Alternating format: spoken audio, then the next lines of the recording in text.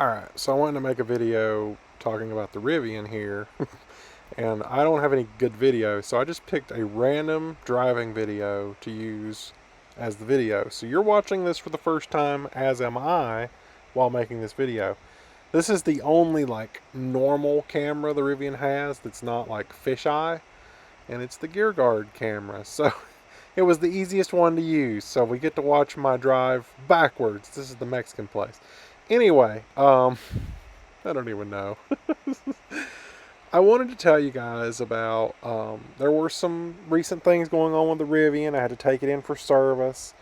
Um, One issue that I had started having problems with was the truck. Oh, my fan's on. Hold on, I'll turn the fan off. I realized after I started making this that possibly the fans would. There we go. Nice and quiet now.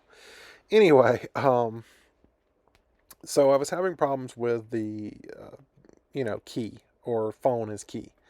It wasn't working. Don't know what was going on with it, but all of a sudden it's like it wouldn't unlock the truck. It'd take 4 or 5 minutes. The truck would just sit there quiet or, asleep and wouldn't start up. So, like, it was a pain in the neck and it progressively got worse.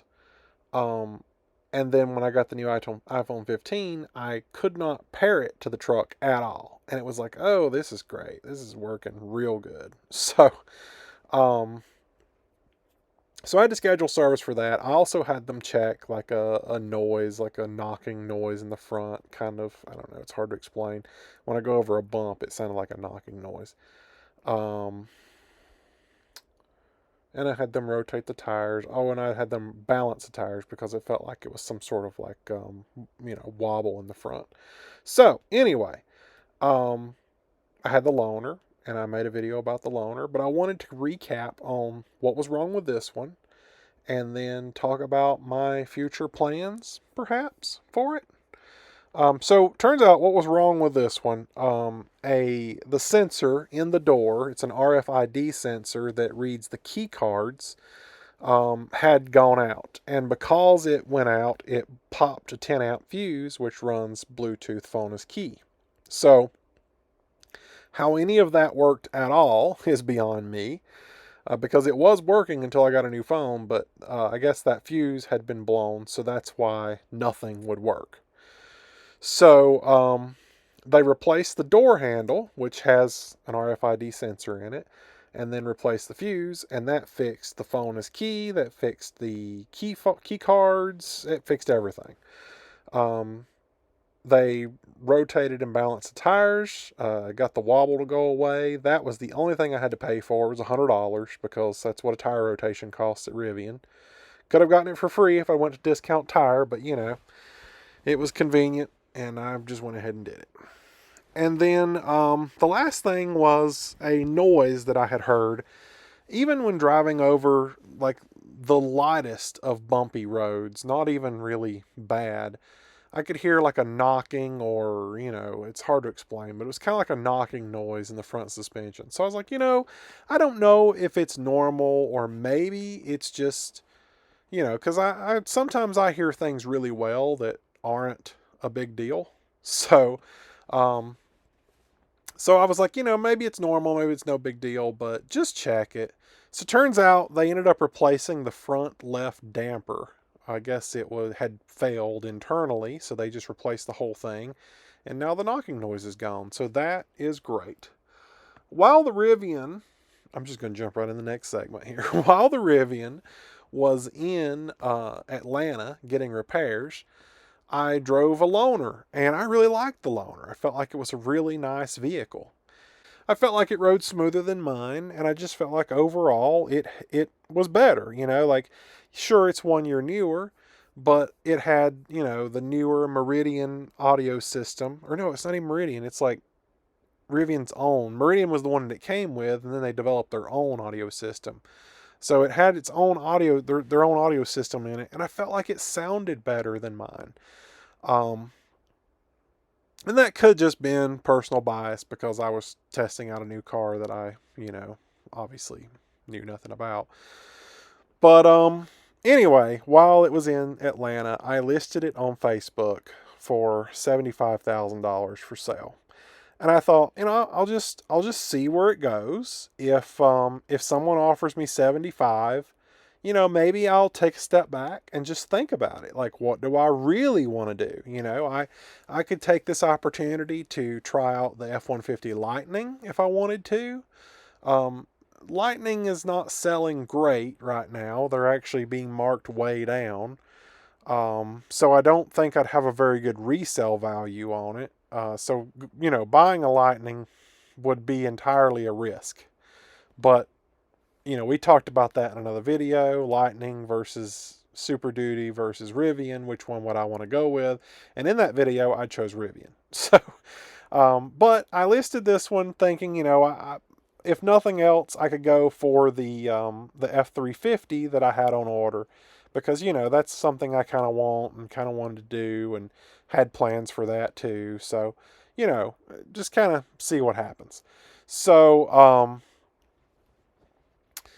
long story short, I listed it for 75. I had a lot of interest, a lot of people messaging me asking questions, and ultimately nobody committed to buy the truck. So I pulled it down because when I went to Atlanta and picked it up and they had fixed all these little minor issues that even like the rattle that I felt like wasn't that big of a deal, um, I realized like, okay, this truck rides as good as the other one now. Like it's really comfortable. And if I turn the bass down, which the bass was not all the way up in the loaner, it was all the way up in mine. So if I turn the bass down a little, it doesn't actually rattle and sound horrible whenever you crank the audio up. So I kind of fixed all the problems and I was like, well, dang, I don't even know why I would sell this truck. Um, but anyway, I pulled the listing down and just changed my mind. Well, one of the guys that had messaged me during, the fact that I had it listed, messaged me and he's like, "Oh, did you sell it? Because I noticed the listing is gone." And I'm like, "No, I just changed my mind. I don't really need to get rid of it. So I just decided not to."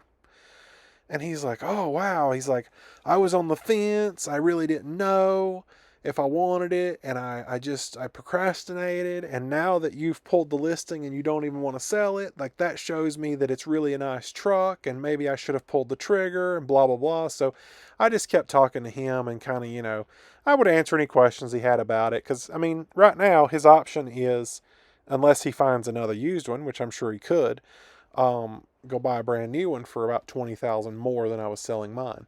So obviously he doesn't want to do that, and he told me that his budget was 72,000, and that was just shy of what I was asking for it.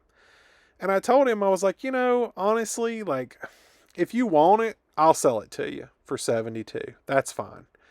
Um, I'm not really actively trying to sell it anymore, but being I had talked to him before I pulled the listing and he was interested then and then he just procrastinated, I thought, sure, I will honor the original offer of 72 if you want it.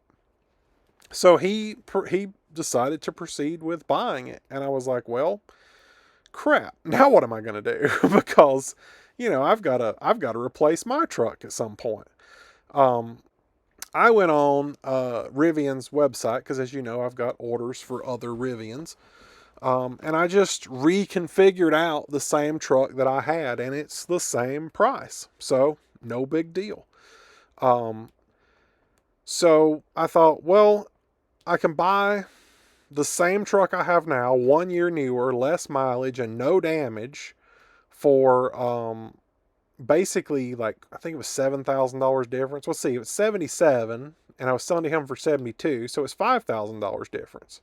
So I was like, $5,000 isn't that big of a deal, and it'll qualify for the tax credit still. So it'll actually be like $2,500 profit to me to get a brand new truck. So like this is sounding like a really good idea now, and I'm like, okay, this'll work. I'm good with this. So I call up my Rivian guide and I tell him like, look, I want to change one of my orders to the exact same spec of what I have now. It'll be the same price I paid for mine. It'll just be 1 year newer and a little bit nicer, but that's a different story. Um, and and yeah, went with that. Basically, they were telling me like January delivery estimate, so no big deal. Maybe sooner, but they'd let me know on that. And I was like, all right, this sounds good. So I'm talking to the guy on Facebook, and I basically just tell him, like, yeah, there is a loan on the truck currently, no big deal. We'll sign a contract, an intent to sell contract, and a bill of sale, and you'll wire me, the 72,000. I'll take a portion of that to pay off the loan and settle the lien, and then I will sign the title over to you, and truck is yours. This was the plan, and this is what we talked about for days. And it became apparent that this guy was still on the fence, and he really didn't know what he wanted to do. And what it really came down to was he didn't want to send me $72,000 to pay off the loan and, do all that, which is fine. Up to him, whatever he wants to do. So at this point, I'm assuming he's not going to buy the truck. He's been going all around this with just any possible, well, maybe we could do it this way, or maybe we could do this, or well, anything he can to change the deal now. And it's like, dude, I don't understand why this has to be so hard. Just pay me the $72,000. I will sign your agreement that I will sell you the truck because obviously you're giving me the money. I will sign a bill of sale. I'll get them both notarized. I don't even care. Whatever you need me to do, because I'm going to hold up my end of the deal. So, can't get him to agree to anything. He wanted to use a third party like escrow service, but you can't use escrow if I need to pull $20,000 of it to pay the loan before we can actually transfer the title. And then he wanted to use like a third party auto trader. Auto trader does like a sell service where you as the seller can list the truck, and then they'll handle the paperwork, pay off the loan, etc., etc. The fees for that were like $1,000, and I was like, that's fine, but you have to pay the fee. Like, I'm not going to absorb that cost. I'm getting 72 for the truck. That was what we agreed on. So he backed out of that too. He didn't want to do that. So honestly, at this point, like I said, I have already decided that I like my truck. I want to keep my truck. So I'm just going to keep it. And if he comes through with a 72,000 and actually does buy it, sure, I'll go through with it and order me a new one. But if not, I'll keep mine. Now let me tell you the downsides to this idea. After configuring the new truck on Rivian's website and getting the order placed, yes, it was $77,000 for the truck. But you have to configure, or you have to consider the other fees involved with buying a new vehicle, like sales tax and destination delivery fees and documentation fees.